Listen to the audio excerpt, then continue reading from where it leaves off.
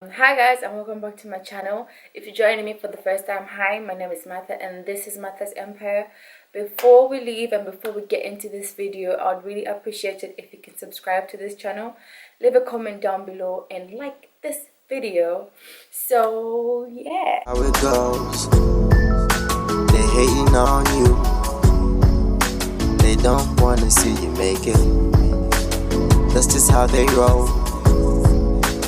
Work so hard, your efforts get thrown out the door. so in this video I have something different, and this is like one of the most popular questions I'm always asked on Instagram, through my email, like everywhere. Literally, it's like, Martha, I want to come to Denmark. How can I come to Denmark?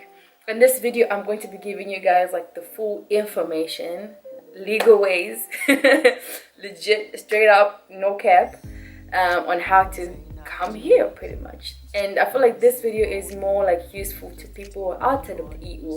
So yeah, so China, Asia, Zambia, Africa, America. Whereas people within the EU, like moving to Denmark you might not need most of the stuff that I'm going to talk about because the rules are different for you guys.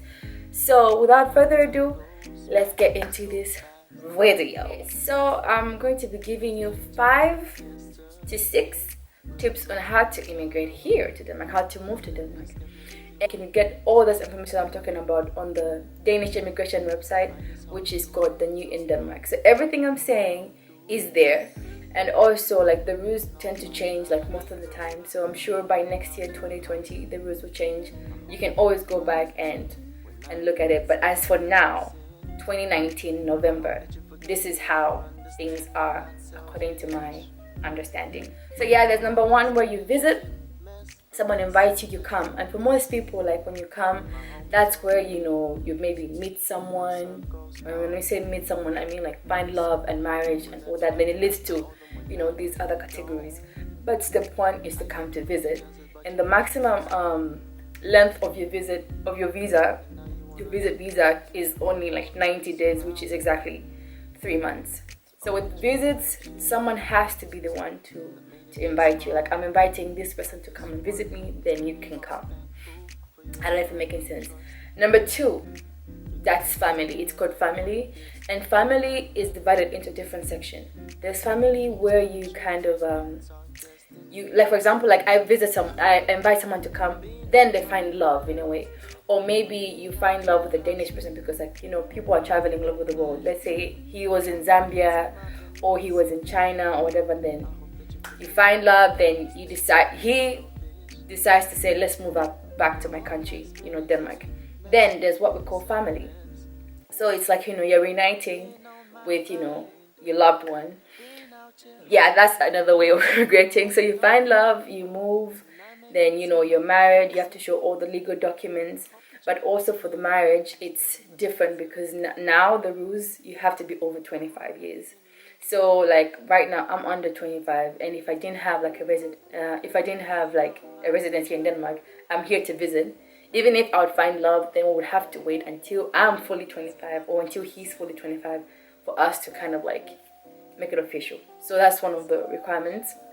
And then the also thing with like marriage, you have to make sure that the person you're marrying doesn't have any loans or any debts with the government. Otherwise they're going to deny your payment. They're going to say like, no, we can't. And on top of that, like one of the hardest rules is that when a Danish person gets married to someone who's outside of the EU, he or she has to pay, it used to be 50,000 Danish kroners, and they say like it's for security. And then like after you pay that money, you have to like learn Danish, and then when you pass your Danish, then they kind of like give you back the money, not in full, but they give you like 10, then 20, and so on and so forth. But now, like this year, they doubled the money from 50,000 to 100,000 Danish kroners, which is like, what? But yeah, and then like some people are trying to fight this rule. Maybe they can change. So hopefully next year this rule will change, because I feel like it's one of the hardest ones for people who find love outside. So that's 1 for family. And then 2 for family, there's the child.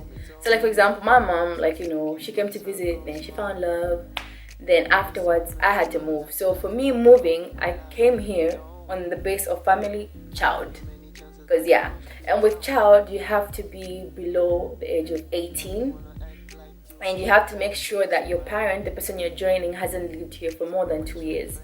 Otherwise they'll be like, oh, your child has been living for more than 2 years without you, so why now? So yeah, so like when mom moved, like it took her a year, and then I came before I turned 18. I was 16 when I came.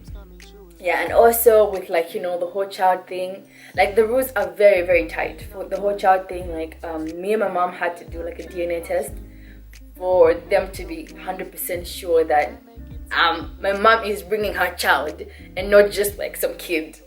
So yeah, like I remember like when you come, you apply at the police station, then you have to wait. And then afterwards you receive information. If it's the marriage, you receive information like, oh, now you can pay. So for us, we received information like, oh, now you can go to the hospital like this particular day for a DNA test. The DNA test, like we were separated. Like I was in another room and she was in another room, and they took the DNA test via saliva, or like gums and all that. And the funny thing is, we never received any results saying, oh yeah, the DNA test was positive.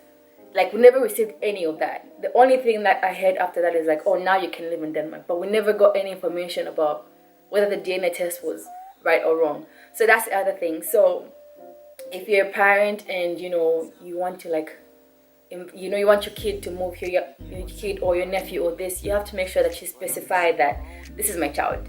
If that person is not your child, like they're your niece or your nephew, you just have to state it in the beginning and say, okay, this is my niece. Like, when I was living in China, when I was living in Zambia, I used to live with them. And now that I've moved to Denmark, I'm going to take them with me. So the whole thing of, under the table, it doesn't work here in Denmark. So things have to be like really, really straight. And number 3, like most, immigrants that you see here in Denmark, or like most foreigners that you see here, it's either family, marriage, and the second one, it's usually refugees.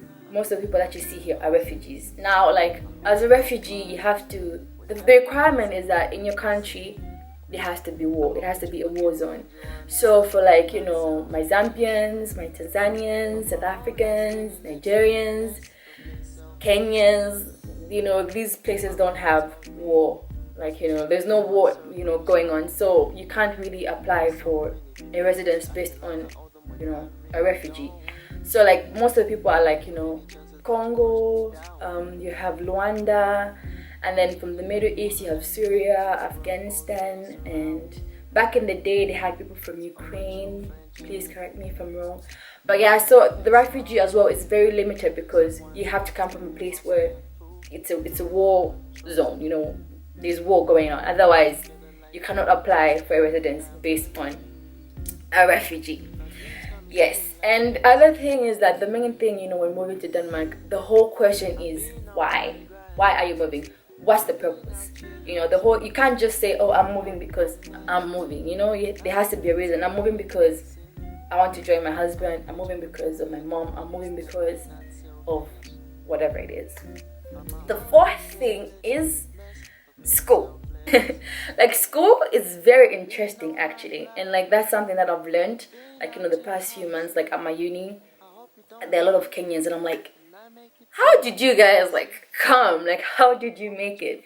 And I went on started researching about the whole school thing. Like when you're reading the rules, I would say it sounds absolutely impossible, but I don't know how they do it. So the rules, right? If you're outside of the EU, if you're within EU, you can always move.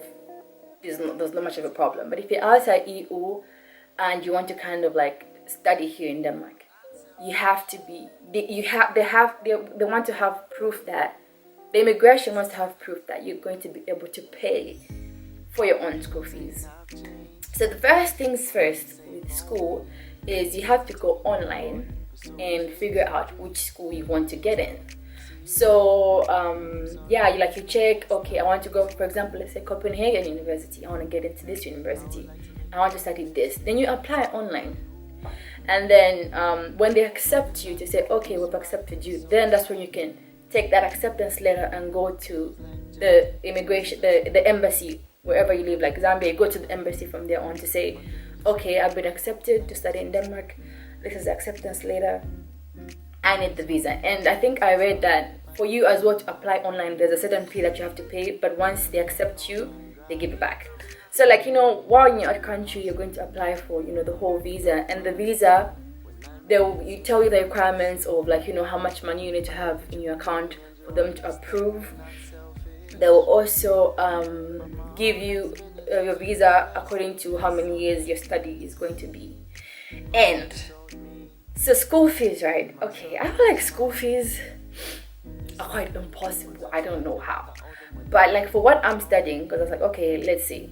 What I'm studying, I have 7 semesters, and one semester is 5,400 euros. What the hell? And in the 5th semester, the thing in the school fees are a little bit low because we have internship. So you only get to pay 1,000 euros. But overall, for someone to kind of like finish my whole entire course from A to Z, you have to have around 33,000 euros. But here it comes scholarships, right? So how does scholarship work? Because I was thinking, you can apply for scholarship and all this and that. But with scholarship, like once you get in, you can apply for scholarship here. Like at my school personally, you can apply. But the rules are something that I really don't understand. I'm still trying to get a hold of it. So the thing is, like I come, right? The first year, you have to be able to pay for your own school fees. Then in the second year, that's when you can apply for a scholarship. So the scholarship, again, the way I read it, it seemed like it was only like maximum for a year. Like that's the only thing they can help, like maximum for a year. And then that means 2 semesters, that's the only thing that you can get scholarships on. Please correct me if I'm wrong. And the whole scholarships thing is that it can happen in 3 ways. They can either give you a full scholarship, or they can give you 50% out of your school fees, or 25% of your scholarship. That's how I understood. Then I think the remaining parts of the semester you still have to pay for yourself. So that's the whole thing with like scholarships. And like, cause I saw a lot of Kenyans and I'm like, you guys, how do you manage to pay your school fees? Like, I'm trying to like, squeeze the tea, like, how do you do it? Cause I'm hearing mixed stories, cause someone said that most of them, like, they get scholarships from, their country, like Kenya. So for example, Zambia, you get a scholarship from Zambia, then you come here. For some people, they get like, student loans from where they come from, then they come here. Or, China or whatever, then they come here. And for other people, their parents just pay their school fees. Because I'm like, how do you manage? Like, this is a lot of money, like, really. And they're like, no, I don't know. Our parents just do it. And I'm like, okay. So that's the thing about school, scholarships, and all this. So you have to make sure that your money is really, like, right? Because at the end of the day, you have to pay for your accommodation, because where you're going to live. But the good news is that when you move here, you can work as a student, but you have limited hours for you to work as a student, and that's I think maximum 40 hours or so in a week, if I'm not mistaken.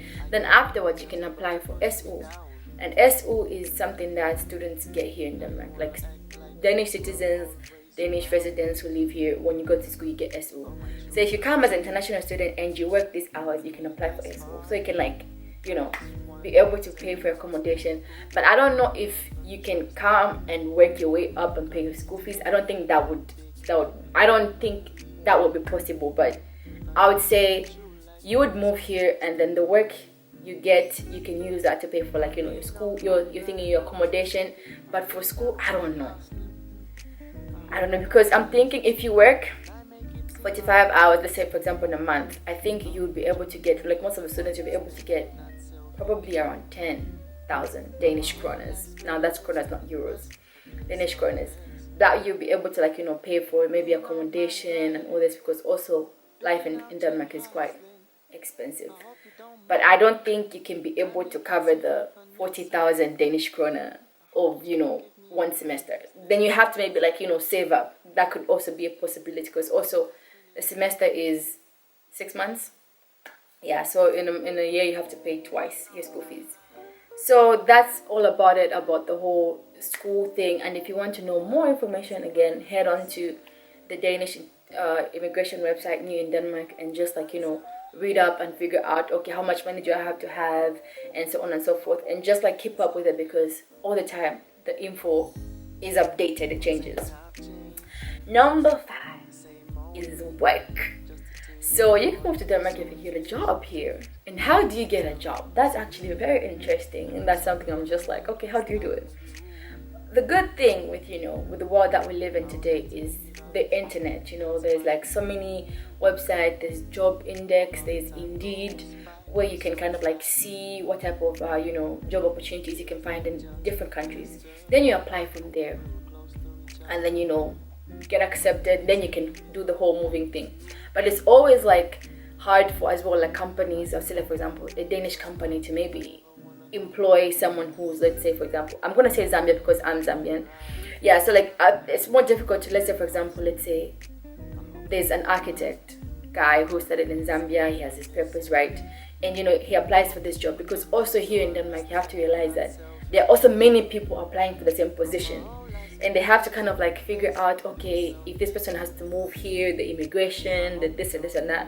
So most of the time it's hard, but at the end of the day, you never know your luck. Like, I don't know, you never know. So, but yeah, so that's work, applying online. And most people, again, with number 1, which is visit. You come to visit, and then you kind of like try and see if you can get a job, and so on and so forth. That's also a possibility. And the 6th, last but not the least, this is just like a bonus. There are so many ways that you can have, but like these, I feel like, are the main. Like most people that you see here are here because of maybe these in this area. The last one, 6th, which is a bonus, is au pair. So you can move to Denmark as an au pair. So what is an au pair? An au pair is pretty much someone who's like a babysitter. And with au pairs, they have like, there's this website, I think they have a specific Danish, like, you know, au pair website, but there's like so many websites, like, you know, as an au pair, and then you can kind of like have your profile, your name, and, you know, what you do. I'll be able to help with the kids in this way, and so on and so forth. But also you have to be aware of like scammers, because before you know it, you're in the wrong place, like you're sending information to the wrong person. So as well, that's like, you know, the other downside about the whole internet thing. But yeah, so with au pair, like, you know, you have your own you know, profile, talk about yourself, and so on and so forth. And most of these families, like, you know, they reach out to you and say, oh, hi, I would really want someone to help out, we have 3 kids, and like, you know, they also have their own profile. Then they can invite you for you to come. And I think maximum as an au pair is 2 years, if I'm not mistaken. It's 2 years, then you can come and, you know, help them out, and you're getting paid, and so on and so forth. But most au pairs that I've seen, I would say most Danish people prefer having au pairs from Asia, Thailand, the Philippines. It's very rare that you see an au pair from Zambia, South Africa, or Nigeria. I don't know why. But yeah, but at the end of the day, au pair as well is one of the possibilities that you can kind of like get your foot here, and then when you come, you're working, you're earning some money, you can try and figure out like other ways of, like, you know, staying, making it permanent, maybe finding, you might find love, you might find this, like, I don't know.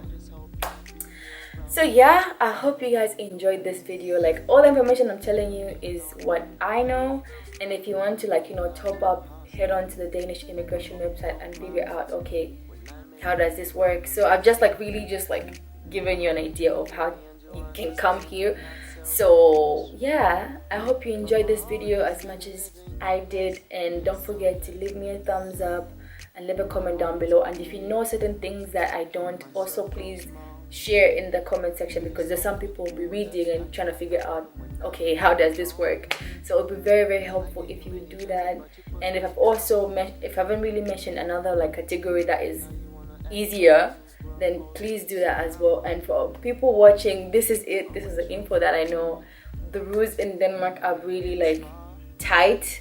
Your papers have to be right, and even just from the start you have to be truthful and just say, okay, I'm coming because of this, this is my child, this is not my child, this is my niece, this is my nephew, and just do that before yeah, before things just, I don't know why I'm talking with my hands.